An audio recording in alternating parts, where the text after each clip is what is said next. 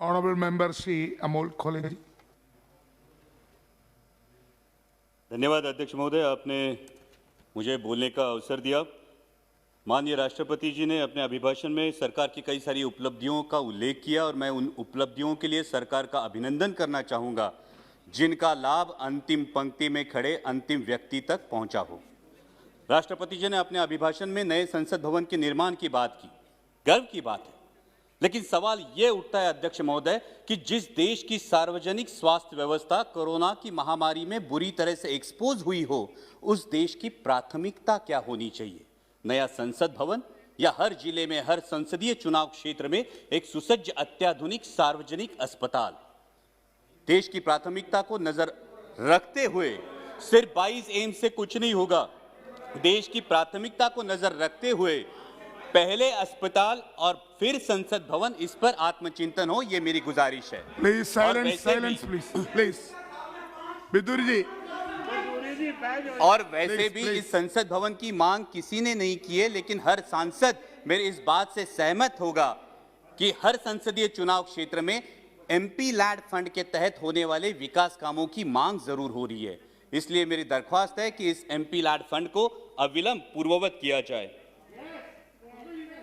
इसमें अभिभाषण में केंद्र और राज्य के सरकारों के बीच कोऑर्डिनेशन की भी बात की गई। माननीय minister of finance state Anurag ji यहां उपस्थित है। मैं आपका ध्यान आकर्षित करना चाहूंगा कि महाराष्ट्र की सरकार को जीएसटी की 25,000 करोड़ की राशि प्रदान होना बाकी है, उस पर अविलंब विचार किया जाए। राष्ट्रपति जी ने अपने अभिभाषण में युवाओं के रोजगार की बात की। इस सरकार ने सपना दिखाया था कि सालाना 2 करोड़ युवाओं को रोजगार मिलेगा। अजी मिलना तो छोड़िए, जो हाथ में था वो भी चला गया। आज 1000 नौकरियों के लिए लाख युवा अप्लाई करते हैं और 4th क्लास की नौकरी के लिए ग्रेजुएट्स और पोस्ट ग्रेजुएट्स कतार में खड़े आते हैं।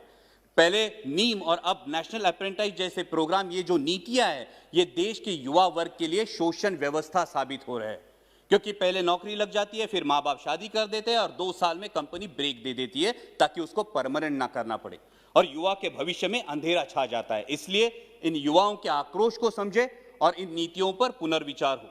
इस अभिभाषण में और एक बहुत अच्छी बात की गई, वो है आत्मनिर्भर भारत की।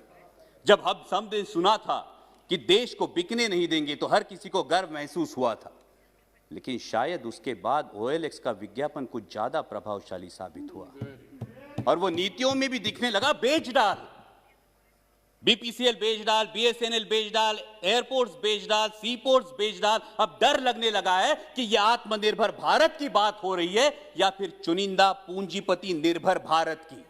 मैं सचेत करना चाहूंगा कि इस प्रकार से मुक्त अर्थव्यवस्था के आड़े में अगर हम क्रूनी कैपिटलिज्म को बढ़ावा देकर देश के संसाधन चुनिंदा पूंजीपतियों के हाथ में सौंप दे तो देश की आने वाली पीढ़ियां हमें कभी माफ नहीं करेंगी।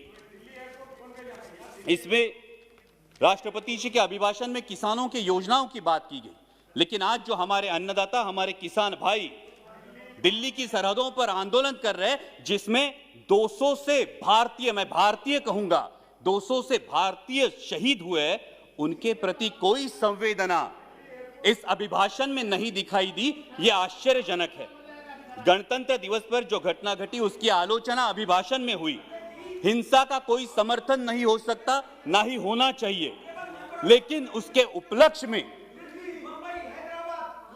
Sir please let me continue, हिंसा का कोई समर्थन नहीं हो सकता, ना ही होना चाहिए, लेकिन उसके उपलक्ष्य में इस किसान आंदोलन को बदनाम करने की जो साजिश रची गई वो निंदनीय है। पहले बताया गया कि सिर्फ पंजाब के किसान हैं, फिर बताया गया कि ये तो आड़तीय है, फिर बताया गया कि ये खालिस्तानी है। Please sit down. Bidur ji, honourable member Bidur ji, बैठिए। Bidur ji, please take your seat.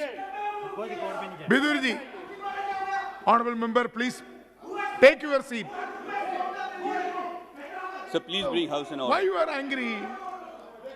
Sir अगर You sit down there. Sir अगर ऐसे बोलेंगे, कल इनके नेता भी बोलेंगे, तब हम बीच में चलाएंगे, फिर अच्छा होगा सर। No, why? ये जानबूझ के है। Whenever you, Bidur ji, whenever you will speak, at that time, that time you can tell everything. Why you are stand up every time? Thank you sir. Please. Sir, गणतंत्र दिवस में जो घटना घटी उसकी आलोचना अभिभाषण में हुई। हिंसा का कोई समर्थन नहीं हो सकता, ना ही करना चाहिए, लेकिन उसके उपलक्ष्य में इस किसान आंदोलन को बदनाम करने की जिस तरह से साजिश रची गई वो निंदनीय है। पहले बताया गया ये तो सिर्फ पंजाब के किसान है, फिर बोला गया कि ये तो आड़ती है, फिर बोला गया ये खालिस्तानी है, और फिर तथाकथित आईटी सेल ने और मीडिया के कुछ नुमाइंदों ने उन्हें देशद्रोही करार दे दिया। मैं पूछना चाहूंगा कि सर, जो बाप अपने 18 साल के नौजवान बेटे को बोलता है उठ तुझे फौज में भर्ती होना है, तूने बेल्ट की नौकरी करनी है, जो मां अपने बेटे को बॉर्डर भेजते हुए बोलती है कि अगर दुश्मन ने देश पे गोली चलाई तो तूने अपना सीना आगे कर देना है, तो वो देशद्रोही कैसे दिए जाते हैं? सर, आज बेटा सियाचिन में -डिग्री सेल्सियस में देश की रक्षा कर रहा है और उसका 70 साल का बूढ़ा बाप दिल्ली की सरहदों पर अपने हक के लिए कड़ाके की सर्दी में आंदोलन कर रहा है, तो किस मुंह से बोलेंगे जय जवान जय किसान? और सर, आज तो देश को 2 नए शब्द मिले हैं, उसमें से एक है आंदोलन जीवी। मैं शुक्रगुजार हूं इस शब्द के लिए, कारण महाराष्ट्रातले भाजपचे नेते सतत उठसूट आंदोलन करत होते, त्यांना काय म्हणायचं ते आम्हाला या शब्दामुळे कळलं। पण ज्या कष्टकरी वर्गासाठी आमचे बाबा आढावांसारखे सामाजिक कार्यकर्ते वयाच्या 90 ठामपणे उभे राहतात, ते मात्र महाराष्ट्राचा अभिमान है। लेकिन मैं पूछना चाहूंगा सर आपके माध्यम से कि जिस देश की स्वतंत्रता की बुनियाद ही आंदोलन हो, उस देश में इस बात का प्रयोग कैसे किया जा सकता है? सिर्फ 1 मिनट में कंक्लूड करूंगा सर। यहां पे कई माननीय सदस्य बोलते हुए उन्होंने परराष्ट्र में जिन्होंने अच्छी बात की उसकी सराहना की, लेकिन ये कैसी विडंबना है सर, जब ब्राजील के राष्ट्राध्यक्ष संजीवनी की उपाधि देंगे तो हम खुश होंगे, जब अमेरिकी पूर्व राष्ट्राध्यक्ष हाउडी मोदी बोलेंगे तो हम तालियां बजाएंगे, और जब कोई विदेशी मानवता के दृष्टिकोण से किसान आंदोलन पर टिप्पणी करेगा तो फिर वो फॉरेन डिस्ट्रक्टिव आइडियोलॉजी हो जाती है। सर, ये बैरिकेड्स लगाना, ये फेंसिंग करना, ये किस प्रजातंत्र का लक्षण है? सर, महामहिम राष्ट्रपति जी ने अपने अभिभाषण में आर्य चाणक्य के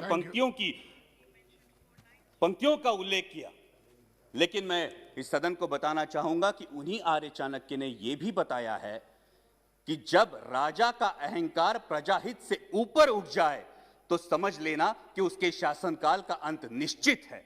और इसीलिए मैं दरख्वास्त करूंगा कि संवेदनशीलता से इस समस्या का किसानों के हित में हल निकाले, ताकि फिर हर देशवासी गर्व से कह सके जय जवान जय किसान।